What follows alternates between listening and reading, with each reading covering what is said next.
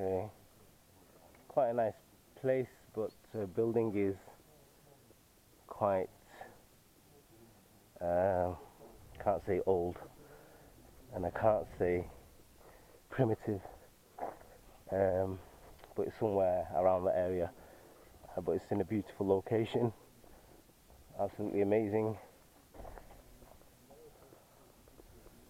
Horrible 70-kilometer ride yesterday, but managed it. Today's 90 kilometers, but hopefully it's on the road, should be a little bit easier.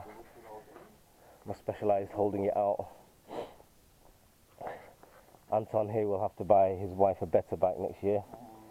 And that's his bike, by the way, which is a cool one. He's laughing. I won't show his wife.